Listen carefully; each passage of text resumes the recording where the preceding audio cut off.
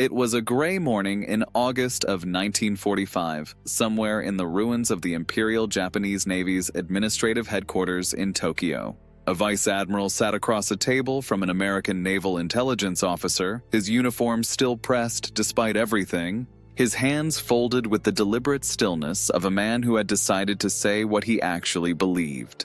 Behind him, through a shattered window, the bay where Japan's greatest warships had once anchored was empty. The ships were at the bottom of the Pacific. His fleet, which 4 years earlier had struck the American Navy a blow so devastating that Japanese radio commentators openly predicted the United States would sue for peace within 6 months, was simply gone. The admiral had spent the war commanding surface forces, submarine squadrons, and carrier groups against the Americans. He had watched Japan's finest pilots die in such numbers that by 1944, his carriers were floating airfields with no aircraft. He had watched his destroyers disappear in the night battles around the Solomon Islands, one by one, to an enemy that seemed to see in the dark. He had watched his supply convoys, the fragile lifeline keeping Japanese island garrisons alive, vanish beneath the sea as if the ocean itself had turned against Japan. Now, questioned by a young American lieutenant with a notepad and a patient expression, the admiral said something that his captors would hear repeated by every Japanese officer they interviewed in the months that followed. Something about the communications, something about the coordination, something that pointed not at American courage or American seamanship, but at something more fundamental that Japan had never understood until it was far too late. What the American intelligence officer did not know was that across the city, in 17 other interrogation rooms, 17 other Japanese admirals and captains were saying the same thing. The United States Strategic Bombing Survey, which interviewed Japanese military and civilian leadership systematically in the autumn of 1945, would eventually produce a document running to hundreds of pages. The Imperial Japanese Navy that went to war in December 1941 was, by almost any conventional measure, a formidable and sophisticated force. Its officers had spent 2 decades studying naval doctrine with a seriousness that impressed foreign observers. Its sailors trained obsessively, conducting night exercises in conditions that American and British naval authorities considered too dangerous for regular operations. Its torpedo technology was a genuine secret weapon. The Type 93 oxygen-fueled torpedo, which Japanese engineers called the Long Lance, carried a 1,080-pound warhead at speeds up to 49 knots and could run for distances that American naval planners considered flatly impossible when they first encountered it in combat. American torpedoes, by comparison, were a national embarrassment. The Mark 14 submarine torpedo ran too deep, its magnetic exploder failed to trigger reliably, and when it did detonate, its contact exploder often crumpled rather than fired. American submariners discovered they could watch their torpedoes thud against hulls and sink without exploding. The Bureau of Ordnance spent 2 years denying the problem existed, insisting that submariners were reporting erratic results because they were firing incorrectly. The Japanese Navy had the better torpedo. It had better night optics. It had trained its officers and sailors to a peak of technical skill that foreign attachés who observed pre-war exercises consistently described as extraordinary. Its carrier aviators in December 1941 were the most experienced combat pilots in the world, hardened by years of war in China. The 6 carriers that struck Pearl Harbor carried men who could land on a moving deck at night in rough seas with a routine reliability that their American counterparts could not yet match. The attack on Pearl Harbor killed 2,403 Americans, wounded 1,178 more, sank or damaged 19 naval vessels including 8 battleships, and destroyed 188 aircraft. Japanese losses totaled 29 aircraft, 5 midget submarines, and 64 men. Admiral Husband Kimmel, the commander of the Pacific Fleet, was photographed standing on the lawn of his headquarters watching the attack. His white uniform streaked with a smear of blood from a spent bullet that had come through his window and hit him in the chest without breaking the skin. He looked down at the mark and was heard to say that he almost wished it had killed him. Within the week, he was relieved of command. In Tokyo, the celebrations were enormous. The war had begun exactly as planned. In the months that followed, the Japanese expanded their control across the Pacific with a speed that stunned the world. Wake Island fell on December 23, 1941, after a spirited American defense. Guam fell on December 10th. The British fortress of Singapore surrendered on February 15, 1942, the largest capitulation in British military history. The Philippines fell through the spring of 1942, despite a defense that became legendary for its tenacity. By June of that year, Japan controlled a perimeter stretching from Burma to the Central Pacific, an empire of 70 million square miles of land and ocean that its planners called the Greater East Asia Co-Prosperity Sphere. German generals studying the Japanese campaigns from across the world observed that Japan had achieved in 6 months what Germany had accomplished in Europe in 2 years. The contempt for American fighting ability was not confined to Tokyo. It was shared by Japan's allies and, quietly, by many neutral observers. American forces had retreated everywhere they had met Japanese troops. American ships had been sunk in embarrassing numbers by aircraft, submarines, and surface forces. American prisoners, marched into captivity on Bataan in the Philippines, had presented a spectacle of defeat that Japanese propaganda broadcast across Asia as proof that the white empires of the Pacific were finished. The assumptions underlying this contempt seemed solid. They were wrong about almost everything that mattered. What the Japanese analysis missed was not visible in any fleet roster or aircraft inventory. It was not a weapon system or a tactical doctrine. It was a quality of industrial and institutional life that Japan had never developed because its military tradition valued other things more highly.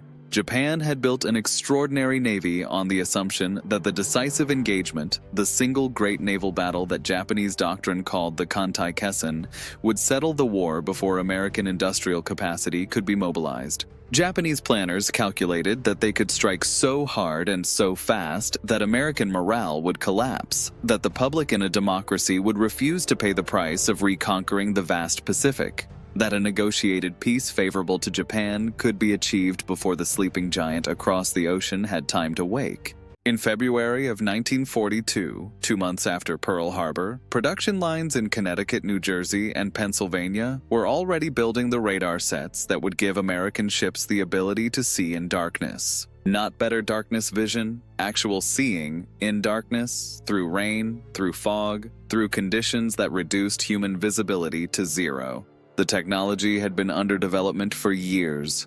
The attack on Pearl Harbor transformed it from a promising program into a national emergency. At the Radio Research Laboratory at Harvard, at the MIT Radiation Laboratory, and at laboratories inside companies like Raytheon and Westinghouse, thousands of scientists and engineers were working around the clock on the problem of putting reliable radar on ships and aircraft.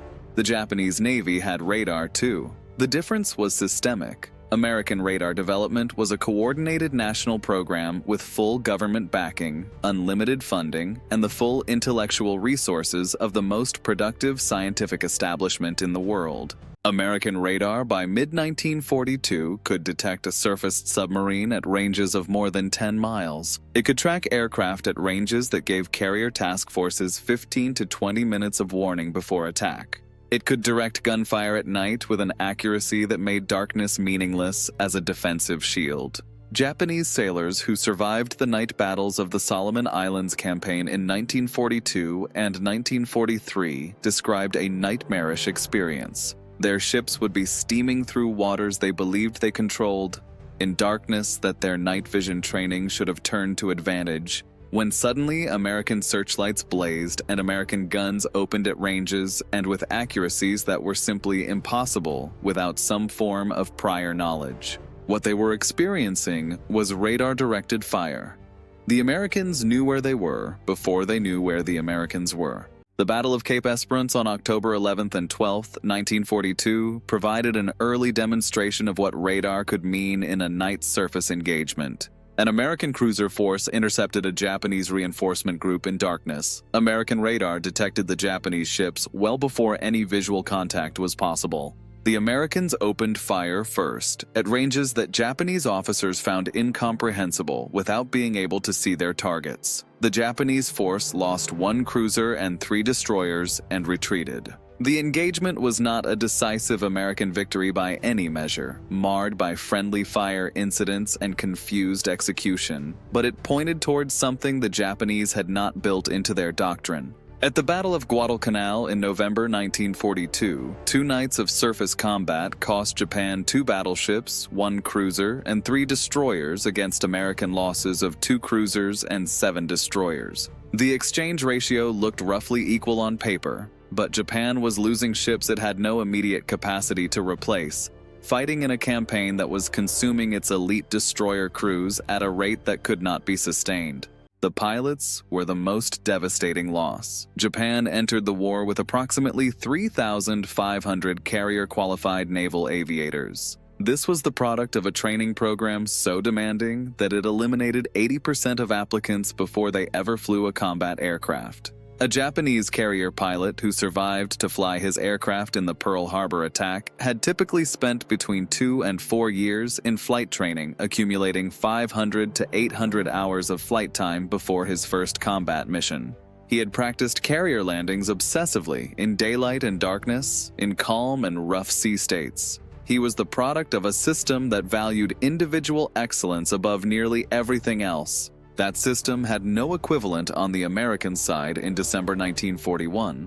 American carrier aviation was competent and growing, but the best American pilots in December 1941 had fewer total flight hours than the average Japanese pilot who attacked Pearl Harbor. In the Coral Sea in May 1942 and at Midway in June 1942, the skill gap was visible. Japanese pilots consistently outperformed their American counterparts in individual aerial combat. Zeros shot down Wildcats at ratios that, in any given dogfight, favored the Japanese. At Midway, Japanese carrier pilots sank no American carriers. American carrier pilots sank 4 Japanese carriers in a single day. But the mechanism that produced this extraordinary American success was not superior individual skill. It was superior tactical intelligence, superior coordination, and a sequence of attacks by torpedo bombers so gallant and so costly in American lives that it drew the Japanese combat air patrol down to the wave tops at precisely the moment American dive bombers arrived from altitude. The torpedo bomber pilots who attacked the Japanese carriers at Midway knew, based on the performance of their slow and vulnerable aircraft against alerted Japanese fighters, that their chances of survival were extremely low. They attacked anyway. 41 torpedo bombers went in against the Japanese fleet. 35 were shot down. They sank nothing. But in drawing the Japanese fighters away from altitude, in absorbing the defensive fire that should have been directed at the dive bombers arriving minutes later, they created the conditions for a victory they would not live to see.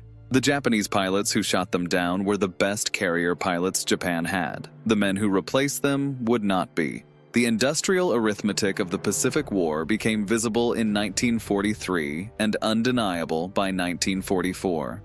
The United States commissioned 90 aircraft carriers of all types during the war. Japan commissioned 17. The United States built more than 12,000 naval aircraft in 1942 alone. By 1944, American factories were producing more than 96,000 aircraft per year across all types. Japan produced 28,000 aircraft in its peak production year. The gap in trained pilots was worse than the gap in aircraft.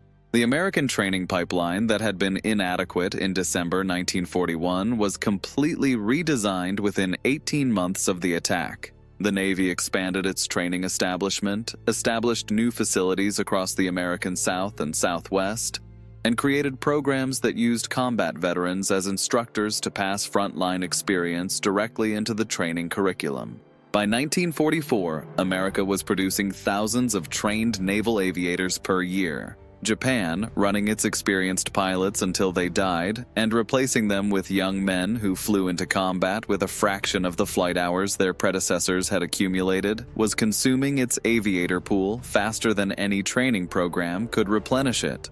The Battle of the Philippine Sea in June 1944 exposed the full magnitude of this gap. American carriers, operating under a task force commander named Raymond Spruance, engaged the largest carrier force Japan would ever again assemble. The battle became known among American aviators as the Great Marianas Turkey Shoot. In 2 days of aerial combat, Japanese aircraft losses totaled more than 600 planes and pilots.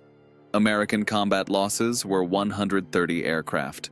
The lopsided exchange was not primarily a product of superior American aircraft, though the F-6F Hellcat was a formidable machine specifically designed to defeat the Zero at low to medium altitudes. The disparity was pilot quality. American aviators who had spent hundreds of hours in training were engaging Japanese pilots who had been rushed through abbreviated programs.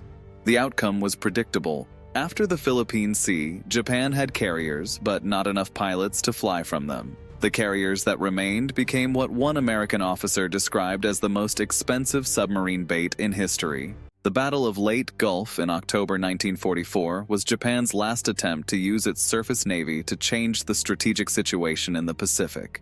The engagement became the largest naval battle in history by number of ships involved. Japan committed virtually every major warship it could still float. The strategic plan required perfect coordination between 3 separate forces attacking from different directions, relying on deception to draw American carriers away from the crucial invasion beaches. For a few hours, in an encounter called the Battle off Samar, the plan came closer to success than the Americans involved ever fully admitted in the immediate aftermath. A Japanese surface force of battleships and cruisers fell on a group of small American escort carriers and destroyers that had no business surviving such an engagement. The American destroyer commanders, outnumbered and outgunned by ships whose guns should have sunk everything in range within minutes, turned and attacked.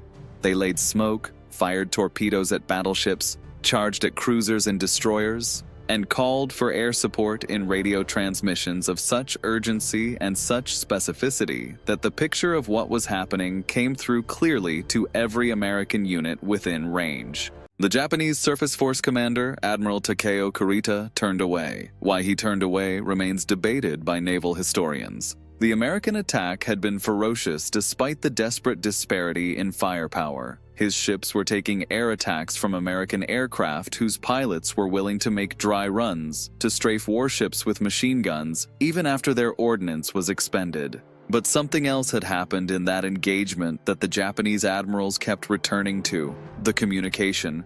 The speed at which American forces developed a shared picture of what was happening and had begun coordinating responses. American radio communications, using the same FM technology that had transformed ground warfare, linked carriers, destroyers, and higher headquarters in a network that distributed information faster than any Japanese system could process it.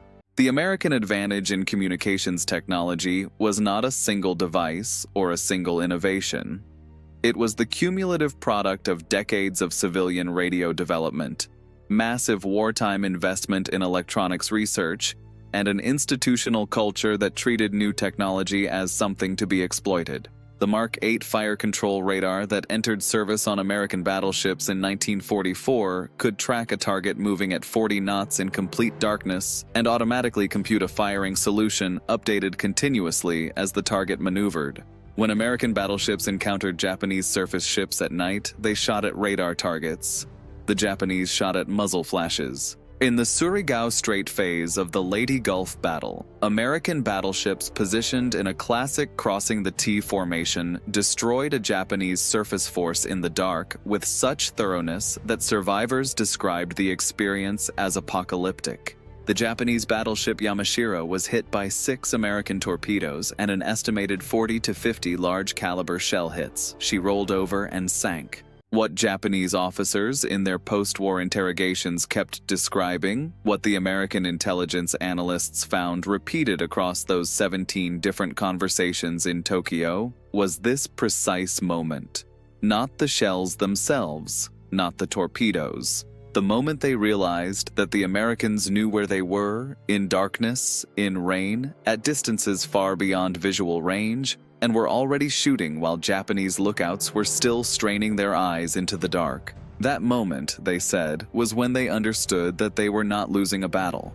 They were losing a war that had already been decided in American factories and laboratories before a single shell was fired. The Japanese Navy that had struck Pearl Harbor on December 7, 1941, had been designed around a concept the Japanese called the decisive battle.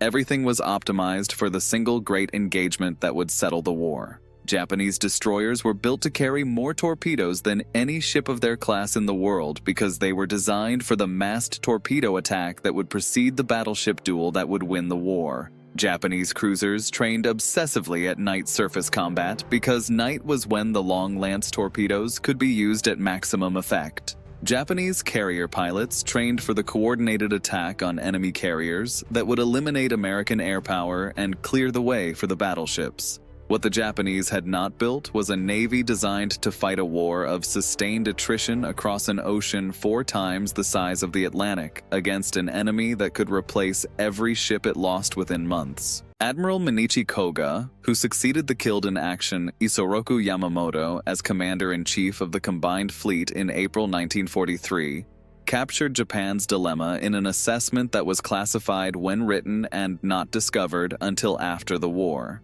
He wrote that the war had moved into a phase where it would be decided by the ability to continue operations, not by any single decisive engagement. He wrote that America's productive capacity made it possible for the Americans to replace losses and continue offensive operations indefinitely. Japan's productive capacity did not permit equivalent replacement. He was describing his own fleet's death sentence. The document containing this assessment fell into American hands in September 1944, when the aircraft carrying Koga's chief of staff was shot down over the Philippines. American intelligence officers recognized immediately what they had found.